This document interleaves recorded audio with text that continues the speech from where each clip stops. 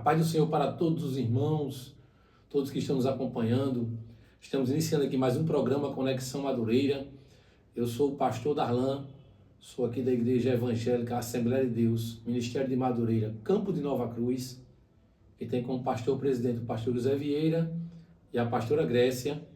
Estamos iniciando mais um programa para falar do amor, da palavra de Deus e trazer conhecimento para a sua vida.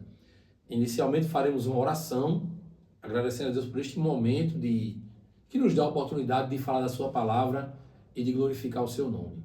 Senhor Deus, Pai, aqui estamos, Senhor. Mais uma vez com a oportunidade de falar do teu amor, de glorificar, de exaltar o teu santo nome. Senhor, que tu possas estar abençoando cada vida, cuidando de cada família, dando vitória a cada um. Nós sabemos, Senhor, que somos dependentes de Ti, da Tua palavra, do Teu amor, da Tua graça, da Tua misericórdia. Nos abençoa, fala poderosamente com cada um, que esta mensagem chegue aos corações e produza o resultado para o qual ela foi enviada. Que nossa vida, que tudo que nós somos, seja para glorificar e exaltar o Teu nome, em nome de Jesus. Amém. Vamos aqui com os nossos patrocinadores, antes de iniciarmos aqui o nosso tema. Os patrocinadores são o Espaço Priscila Nascimento, que é Priscila Estética, que cuida do corpo com responsabilidade e compromisso. A irmã trabalha com limpeza de pele, massagens terapêuticas, ventosa, dentre outras opções que fazem bem para a sua saúde. Temos a Boutique Chique no Instagram, a loja de roupa feminina e masculina, moda evangélica, moda modesta, elegante e casual. Temos camisa social, calça esporte fino, uma moda diferenciada que une estilo, qualidade, conforto e elegância para homens que amam se vestir bem. O endereço é a Rua Doutor Mário Negócio, vizinho a Bomboniere Nova Cruzense. Esses são os nossos patrocinadores, você ajuda eles e vai estar abençoando este programa. E Deus vai abençoar muito mais a tua vida. Vamos aqui meditar um pouco da palavra de Deus. Eu trago um texto que me chamou a atenção pelo seu desenvolvimento, pela maneira que ele nos fala. Eu quero ler com aqueles que estão nos acompanhando esta noite em Isaías capítulo 28. Isaías capítulo 28, versículo 23 ao 29. Livro do profeta Isaías, capítulo 28, versículo 23 ao 29. Diz assim: Inclinai os ouvidos e ouvi a minha voz. Atendei bem e ouvi o meu discurso. Porventura, lavra todo dia o lavrador para semear? Ou abre e esterroa todo dia a sua terra? Não é antes assim. Quando já tem gradado a sua superfície, então espalha nele ervilhaca e semeia cominhos, ou lança nela do melhor trigo, ou cevada escolhida, ou centeio, cada qual no seu lugar? O seu Deus o ensina e o instrui acerca do que há de fazer. Porque a ervilhaca não se trilha com instrumento de trilhar, nem sobre os cominhos passa a roda de carro, mas com uma vara se sacode a ervilhaca, e os cominhos com um pedaço de pau. O trigo é esmiuçado, mas não se trilha continuamente, nem se esmiuça com rodas do seu carro, nem se quebra com os seus cavalos. Até isto procede do Senhor dos Exércitos, porque é maravilhoso em conselho e grande em obra. Louvado seja o nome do Senhor Jesus. Esse texto ele nos traz uma mensagem forte, que à primeira leitura você pode não entender muito bem o que ele está querendo dizer, mas quando a gente para analisar a linguagem que é usada pelo profeta Isaías, nesse texto, entende que ele fala para um povo que vivia numa economia totalmente agrária naquela época, há cerca de 600 anos antes de Cristo. E aquele povo tinha uma necessidade de ouvir a voz de Deus e de ser chamado por Deus sobre alguns detalhes importantes. O tema desse programa é a intimidade que nos torna singulares, ou a intimidade com Deus que nos torna singulares. E eu quero falar um pouco sobre isso, baseado nesse texto, em que o profeta fala sobre os vários tratamentos que o agricultor tem que dar à semente e à terra, de acordo com as características de cada uma. Eu falo nesse momento para os irmãos que estão nos vendo, como Deus tem uma forma diferente de tratar com cada um.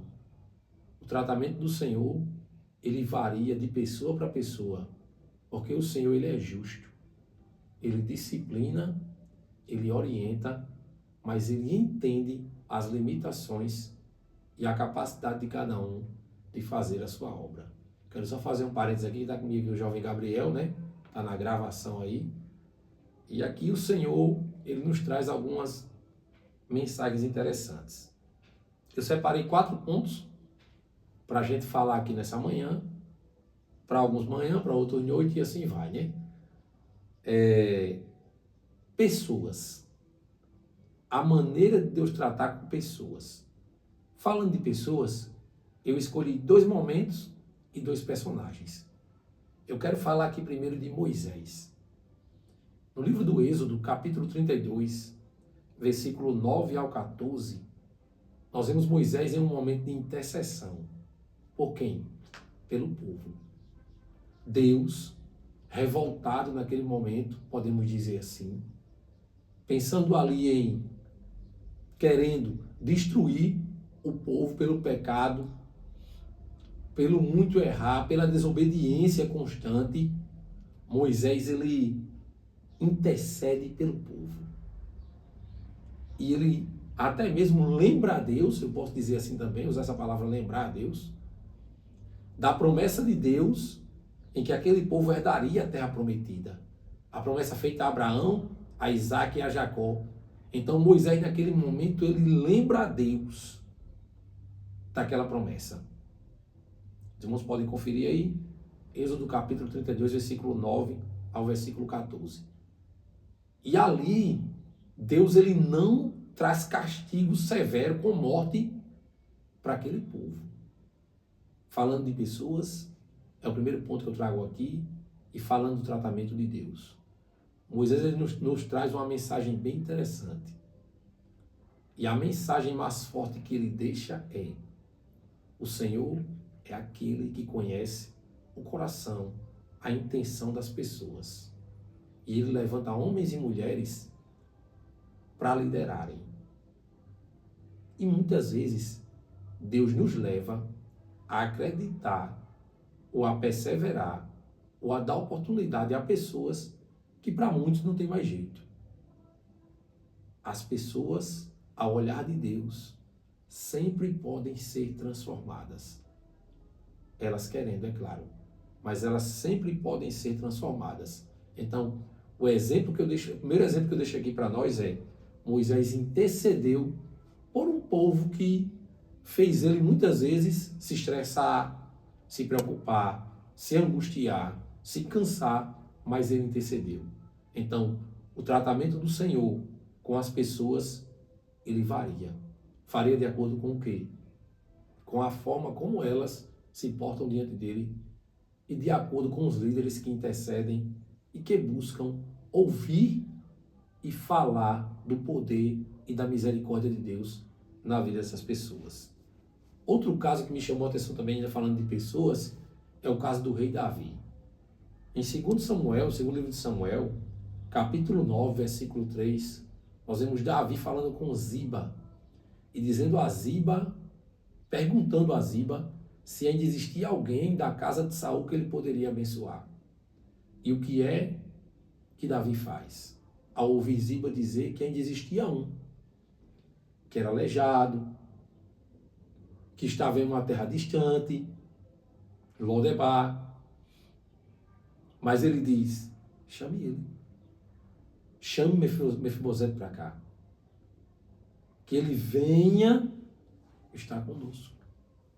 Porque Davi lembrou da promessa que ele tinha feito a Jonatas. Ele lembrou da promessa. E assim, nós vemos aqui como Davi lembrou de alguém que aparentemente era esquecido. Mais uma vez falando do tratamento de Deus, diferenciado para cada situação. Eu falo agora de Mefibosete. Quem era Mefibosete? Um homem coxo? Sem esperança? Sem, vamos dizer assim, motivos para esperar um tratamento diferenciado do rei? Mas Davi se lembrou dele. E aqui eu falo para nós. Muitas vezes, as situações que nós vivemos nos deixam abatidos, desanimados. Às vezes pensamos que estamos esquecidos de todos ao nosso redor. Mas Deus não esquece de nós. Se eu fosse perguntar aqui a você, quem foi que lembrou a Davi de Mefibosete? Em que momento da vida de Davi ele lembrou daquela promessa a Jonatas? Mas ele lembrou. Ele lembrou. Porque Deus tinha um propósito na vida daquele homem. E Ziba passou a ser servo. Aquele que foi usado para chamar Mefibosete, passou a servir Mefibosete com toda a sua casa. Então, Deus ele não esquece. Deus ele tem seu propósito. E o tratamento do Senhor ele varia de acordo com cada situação que nós vivemos. Eu trago outra mensagem aqui interessante. O segundo ponto, situações. Vou falar aqui do profeta Jonas. No capítulo 1 do mesmo livro dele, versículo 17, Jonas é engolido por um grande peixe. Alguns dizem que é uma baleia. A Bíblia não traz essa descrição. Diz que é um grande peixe. Mas o tratamento de Deus com Jonas naquele momento. Um homem, profeta, que conhecia a palavra, que sabia que deveria obedecer a Deus, mas no momento de desobediência, de fugir do propósito, ele é engolido por um grande peixe. E irmãos, queridos que estão nos vendo neste momento, eu digo para vocês, o tratamento de Deus, ele varia de acordo com a situação. Olhe para Jonas. Ele poderia ter obedecido, ele poderia ter feito o que Deus queria, mas ele escolheu seguir o seu caminho. E por que Jonas fez isso? Porque ele achou que o povo para quem ele iria pregar não era digno de arrependimento. Não era digno de ouvir a palavra. Não era digno da misericórdia de Deus. E eu te digo neste momento, quem somos nós para julgar? Quando nós julgamos alguém, o nosso julgamento está diante de nós. Jonas olhou para aquele povo, olhou para os pecados deles e esqueceu que a misericórdia do Senhor, ela não tem fim, é infinita. E ele, julgando aquele povo, ele não queria pregar para aquela cidade, para Nínive. E aí eu digo para nós não podemos querer colocar padrão na misericórdia de Deus. Deus é misericordioso infinitamente. E não existe pecado grande demais para o Senhor. Para Nínive, existia uma oportunidade de arrependimento. Jonas olhou para a cidade, para os pecados, que eram muitos que Nínive cometia, e olhou para a possibilidade de Nínive destruir a cidade de Jerusalém e tudo que existia lá. Mas Deus queria ter um encontro com aquele povo. E após ser devolvido à terra, depois de orar de padecer nas entranhas do peixe, Jonas vai lá e prega. E o povo se arrepende. Como era o que Deus queria, porque Deus sabia o que queria. E aqui eu vou chamar a atenção de uma coisa. Deus foi quem criou o povo de Nínive.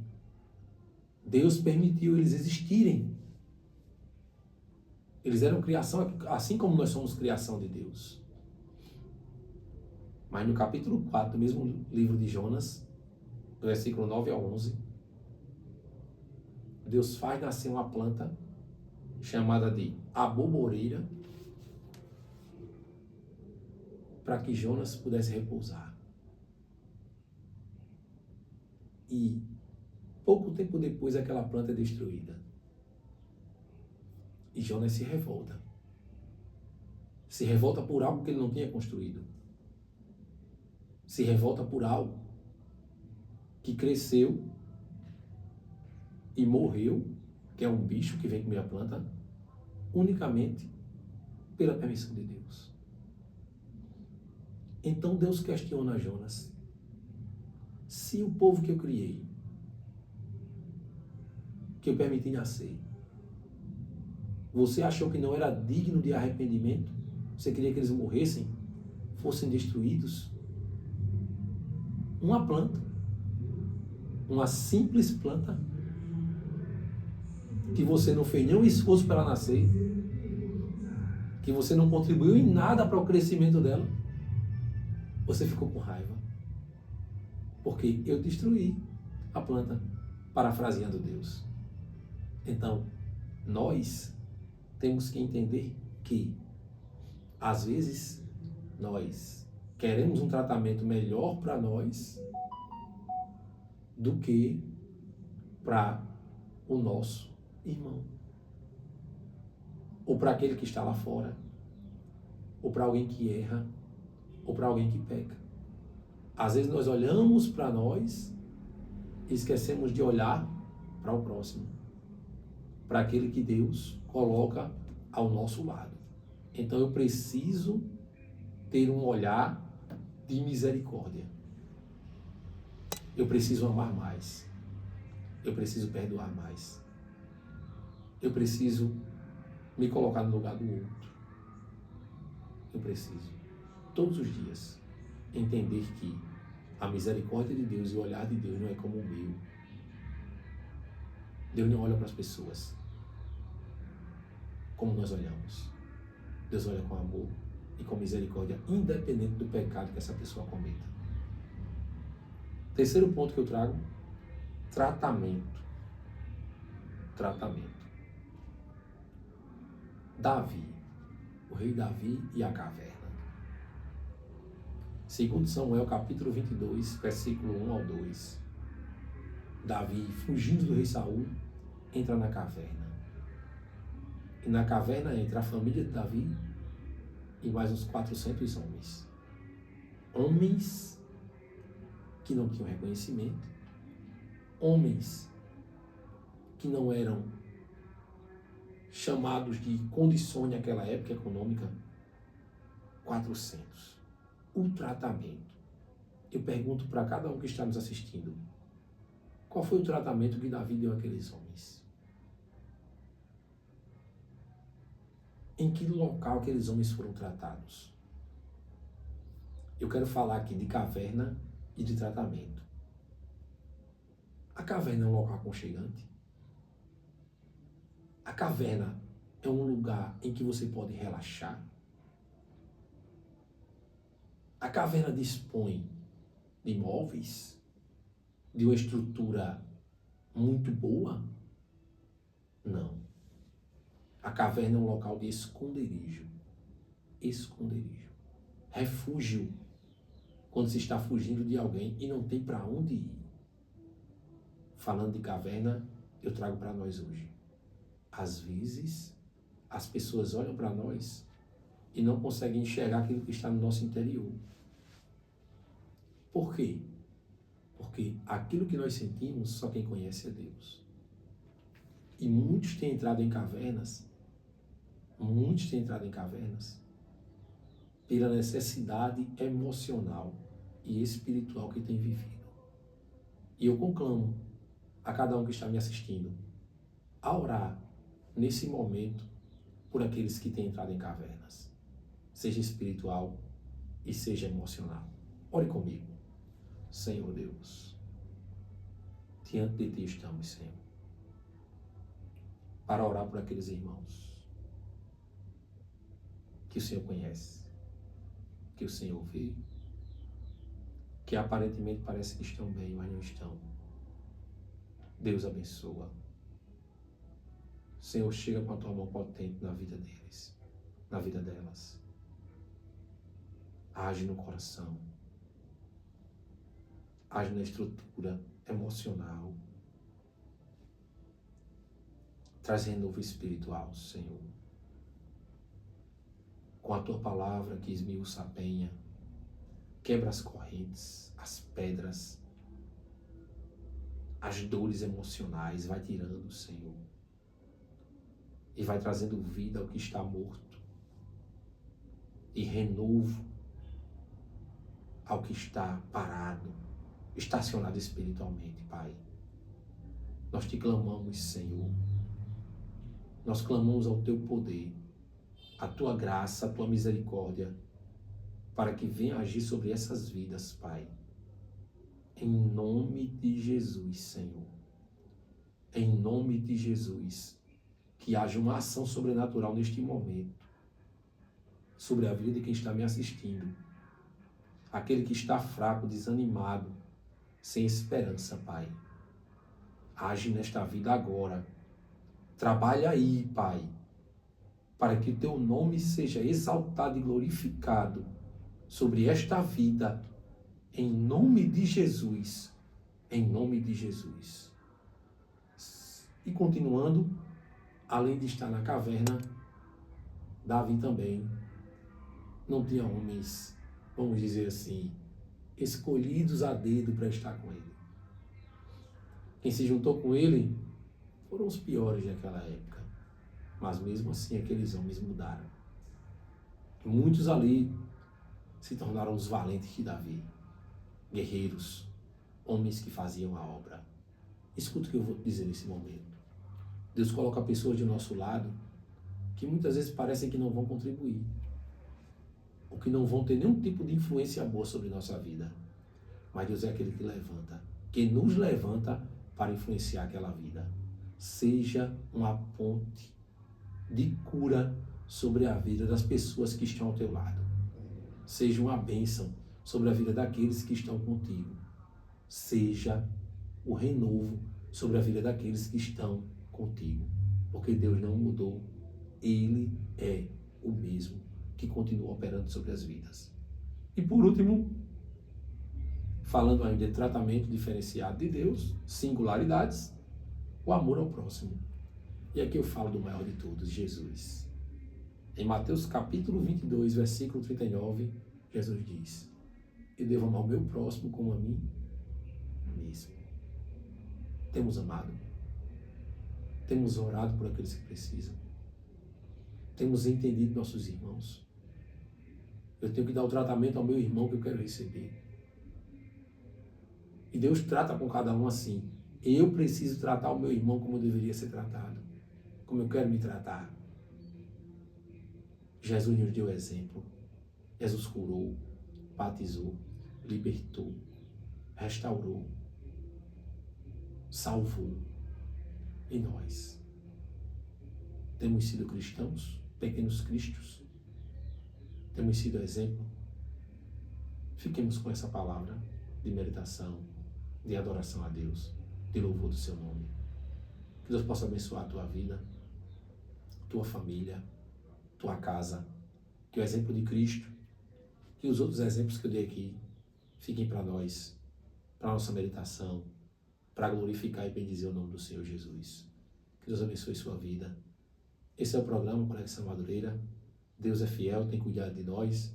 Próximo sábado tem mais, para a honra e para a glória do nome do Senhor Jesus Cristo. Fiquem na paz do Senhor. Amém.